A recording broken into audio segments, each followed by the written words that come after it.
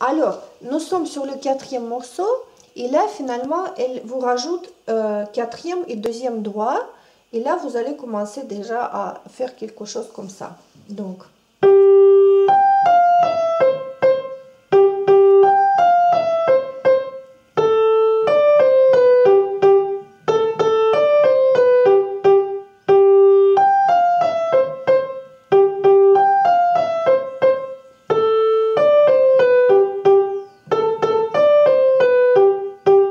Et après, il y a l'accompagnement de professeur.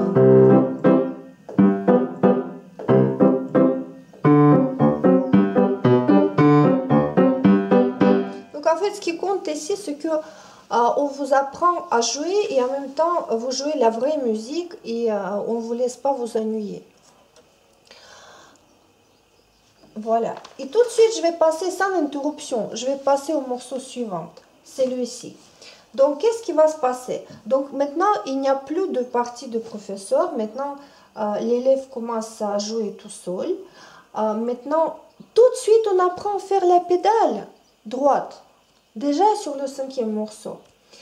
En plus, elle va différencier la mélodie qui sera jouée forte et l'accompagnement qui sera joué de façon douce, piano, pas fort. Mais si dans les méthodes banales, ordinaires et inefficaces, vous avez la mélodie dans la main droite et un accompagnement absolument inintéressant dans la main gauche, ce qui correspond à rien du tout parce que il n'y a pas dans la musique classique, il y a très peu d'exemples comme ça.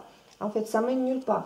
Ici, elle met la mélodie directement dans la main gauche et l'accompagnement dans la main droite.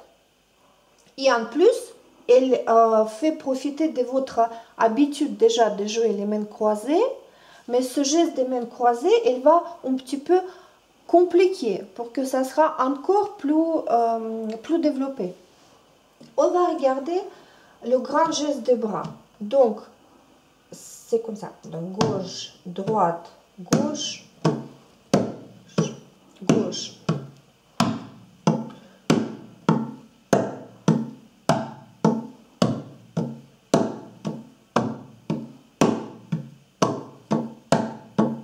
Oui, mais c'est naturel ça. Je pense que dans la vie, vous faites ça souvent. Surtout les enfants, ils se débrouillent très bien. Donc, encore une fois, gauche, droite, droite, droite, gauche, droite, droite, droite, gauche, droite, gauche, droite, gauche, droite, gauche. Voilà. Et donc, vous allez jouer la main droite, l'accompagnement, 2 notes à la fois. Donc, ça va être 2, 4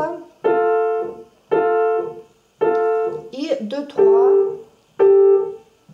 4 fois. Après 2 fois, 2 fois et 2 fois. Et la main gauche, donc, qui joue la mélodie, ça va être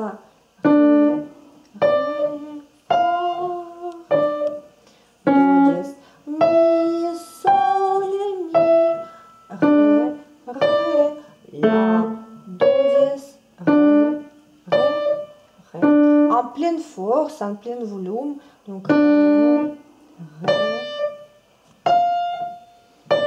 quand j'ai pris mon premier cours officiel chez une professeure à l'école, j'avais 6 ans peut-être, mais en fait, j'ai déjà fait 3 ans avec maman. Mais quand je suis arrivée voir le professeur, je voulais pas la décevoir, donc j'ai fait semblant comme quoi c'est mon premier cours, que je sais rien faire, donc j'ai essayé de passer pour une débutante. Et elle était très très jolie, je voulais pas la décevoir, elle était très très gentille, mais à cause de ça, je me rappelle très bien le premier cours. Et donc, elle disait l'oiseau vole, vole, vole, vole et s'assoit. Vole, vole, vole et s'assoit. Et donc, comme ça, elle m'a fait me déplacer sur tout le clavier avec la main gauche, avec la main droite. Vraiment partout, comme ça, pour se sentir à l'aise partout, sur tout le clavier. Parce que, aussi, dans les méthodes banales, bêtes et inefficaces, la plupart des morceaux sont joués ici. Tandis que le piano, c'est ça, et vous devez vous sentir très bien à l'aise partout. Voilà, donc ce morceau, il me fait penser un petit peu à mon premier cours avec cette professeure. On vole, on s'assoit. L'oiseau vole et s'assoit. Mi, sol. Ré, ré, la, do dièse. Voilà, donc maintenant on va jouer tout ensemble et vous allez voir, c'est très joli et en même temps c'est le premier morceau triste.